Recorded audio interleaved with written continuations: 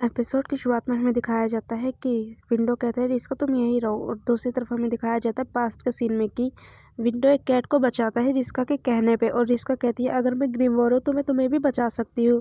और रिस्का सोचती है कि पास्ट के दिनों में मैं उसके लिए हमेशा कैसे मुसीबत खड़ी करती थी, फिर भी विंडो हमेशा कहता था कि मैं तुम्हें प्रोटेक्ट करूँगा। तभी रिस्का कहते हैं मैं तुम्हारे लिए कुछ खाने के लिए ले आती हूँ, और तभी वहाँ पे डेविल्स दिखाए जाते हैं जो कहते हैं तुमने हमसे कहा कि वो ग्रीमवोर वियना में है, पर तुमने हमसे झूठ बोला। अगर तुम ग्रीमवोर को ही चाहते हो तो तुम ले लो, पर वो मेरी है।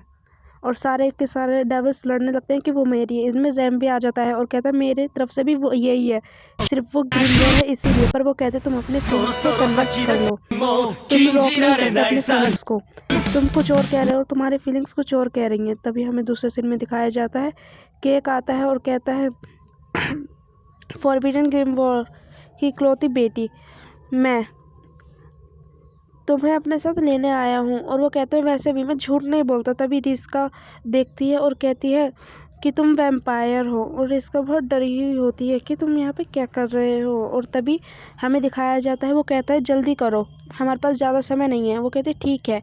तभी दूसरे सीन में हमें दिखाया जाता है वो वैम्पायर रिस्का को लेके एक कमरे में आता है और वो कहता है जल्दी मत करो, वो अभी एक सपना देख रही है। और हमें दिखाया जाता है वहाँ और कोई नहीं रिस्का की मॉम होती है, जो उनकी गर्दन पे ब्लड होता है। वो कहता है 2-3 बार वैम्पायर के चूसने से वो वैम्पायर नहीं बनेंगी।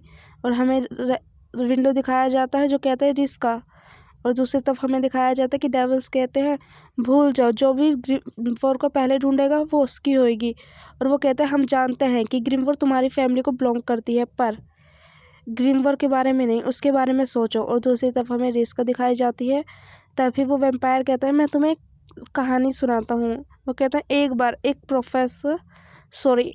डेविल ने ह्यूमन के साथ प्यार किया, और उस ह्यूमन ने एक लड़की को पैदा किया जो कि पहली ग्रीमवोर बनी। है ना कितनी अच्छी कहानी। तुम्हारे फादर डेविल किंग है। तभी रिस्का की माँ दिखाई जाती है। वो कहती है ये सब मेरी गलती है, सच में मैंने बहुत बड़ी गलती की। रिस्का कहते हैं नहीं मम्मी आपकी नहीं है। तब वो कहते हैं एक इंसान की बॉडी में सुपर ह्यूमन जैसी पावर्स, ये सब मेरी गलती है, ये सब मेरी वजह से हुआ। तभी रिस्का कहती है नहीं ये सब मेरी गलती है, मैं जहाँ भी जाती हूँ सबको मुसीबत में डाल देती हूँ। मैं तो सिर्फ एक नॉर्मल सी हाई स्कूल की लड़की थी, पर पता नहीं मेरे साथ ऐसा क्या हुआ, कितनी सारी प्रॉब्लम्स हो गई, मैंने सबको इतनी सारी प्रॉब्लम दी। और रिस्का बहुत उदास होती है। तभी वैम्पायर आके कहता है मैं तुम्हें बचा सकता हूँ। तो रिस्का कहते हैं प्लीज़ मेरे को पागल मत बनाओ। वो कहते हैं ये सच है, वैम्पायर किंग लॉर्ड नेस्टा जो भी कहते हैं वो बिल्कुल ठीक हो जा सकता है, और तुम्हारी पावर बिल्कुल मिटाई जा सकती है लॉर्ड नेस्टा के ज़रिए। और कहते हैं तुम फिर अपने आप को बिल्कुल नॉर्मल लाइफ जी सकती हो जैसे जीती हो पहले से। तभी वो कहता है ये देखो। तभी पर्दे के पीछे से एक दरवाज़ा निकालता है और वो कहता है पर वैम्पायर झूठ नहीं बोलते और पसंद भी नहीं करते।